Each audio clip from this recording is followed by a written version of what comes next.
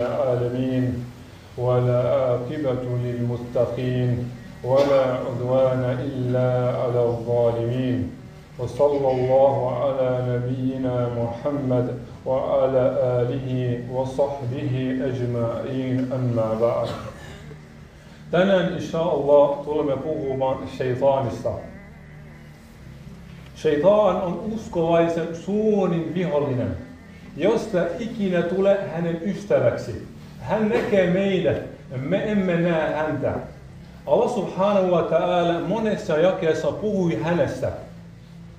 Allah subhanahu wa ta'ala sanoi suuratu Fatir, inna shaytana lakum aduun, fattakhiduhu aduwa. Shaytaan on teidän vihollinen, ottakaa hänet viholliseksi. Ja Iblis, shaytaan, saatana, hän pyysi Allahilta subhanahu wa ta'ala elämään tuomiopäivää saakka. Sanoi Allahille subhanahu wa ta'ala, Rabbi, anzirni ila yawmi yub'athun. Ja Rabb, o Jumala, anna minulle mahdollisuus elämään tuomiopäivään saakka. Allah subhanahu wa ta'ala hyväksyi häneltä. Ja kun Allah hyväksyi häneltä, hän sanoi, la'uwiyannahum ajma'in. Tulen johtamaan kaikki ihmiset harhaan. Tulen tuhoamaan kaikki ihmiset.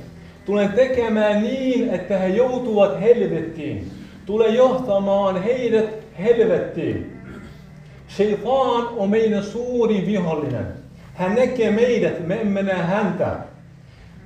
Hänestä ei ikinä tule meidän ystäväksi. Hänen tavoite on tuhota meidät. Hänen tavoite on johtaa meidät harhaan.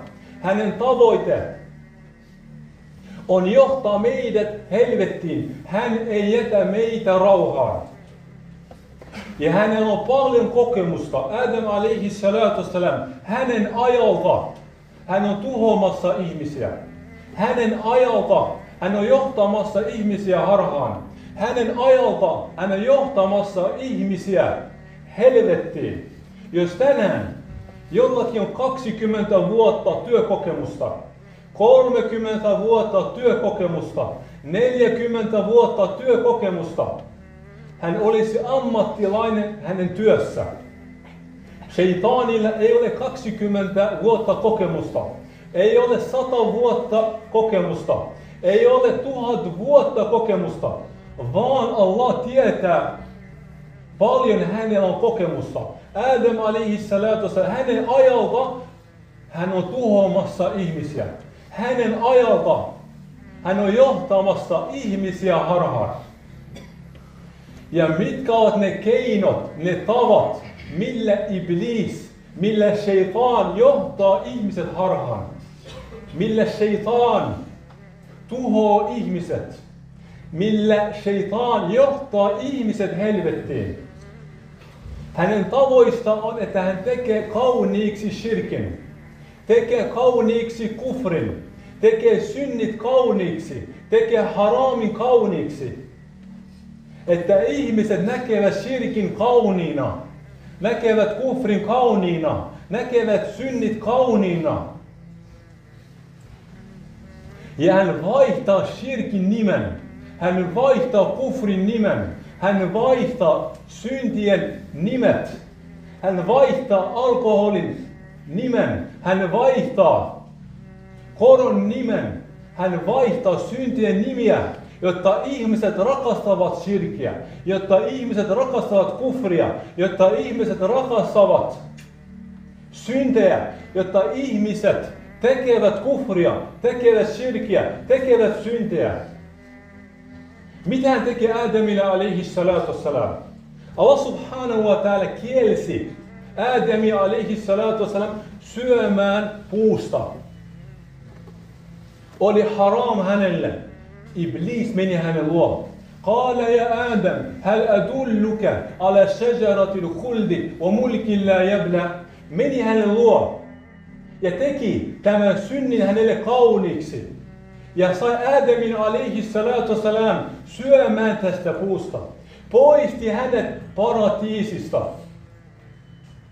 Ja Adam alaihissalam ensimmäinen profeetta, ensimmäinen nebi, ensimmäinen ihminen, Allah loi hänen kädellä.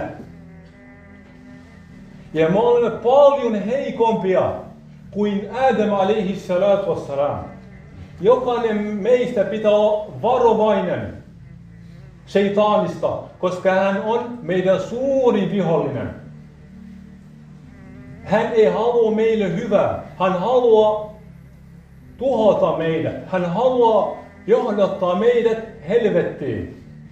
Ja myös hänen tavoista, että hän ei sano sinulle suoraan, tee kufr, tee shirk, tee syntiä, jätä rukos. Hän ei tee näin. Hän on fiksu, hän ei ole tyhmä. Allah subhanahu wa ta'ala Koranissa ei sano, älkää seuraako iblisiä. Ei sano, älkää seuraako saatana. Ei sano, älkää seuraako sheitania. Vaan Allah subhanahu wa ta'ala sanoo, وَلَا تَتَّبِعُوا خُطُوَاتِ الشَّيْطَانِ. Älkää seuraako sheitanin jalanjälkiä. Hän ei sano sinulle suoraan, jätä rukos. Hän sanoo sinulle rukoile pari tunnin päästä. Sinulla on vielä aikaa. On aikaa vielä rukoilla. Lepää. Nuku vähän aikaa. Selkeän voit rukoilla. 2 tunnin päästä sinä hyvä veli unohdat rukouksen. Ei sano sinulle älä paasta. Hän sanoo sinulle, sinulle vielä nuori. Olet töissä. Samaan aikaan töissä ja paastot tosi vaikeaa. Voit paastua myöhemmin, 2 vuoden päästä, 10 vuoden päästä. Nyt sinun pitää tehdä rahaa. Tarvitset rahaa. Tarvitset auton, tarvitset asunnon. Hän on fiksu ja hän on kärsivällinen. Hänellä ei ole kiire mihinkään. Yksi oppineista rahimahullahu ta'ala sanoi, jos meillä olisi sabr, kärsivällisyyttä, hyvin tekoihin, samalla tavalla kuin iblisillä, sheitanilla, saatanalla on sabr huonoissa teoissa, niin me oltaisiin voitettu paratiisi. ربنا آتنا في الدنيا حسنة وفي الآخرة حسنة وقنا عذاب النار. اللهم إنا نسألك حسن الخاتمة. اللهم إنا نسألك حسن الخاتمة. اللهم إنا نسألك حسن الخاتمة. اللهم إنا نعوذ بك من سوء الخاتمة. اللهم إنا نعوذ بك من سوء الخاتمة. اللهم إنا نعوذ بك من سوء الخاتمة. اللهم أعز الإسلام والمسلمين وذل الشرك والمشركين ودمر أعداءك أعداء الدين وانصر الموحدين. اللهم انصر إخواننا المستضعفين في كل مكان. اللهم انصر إخواننا المستضعفين في كل مكان. اللهم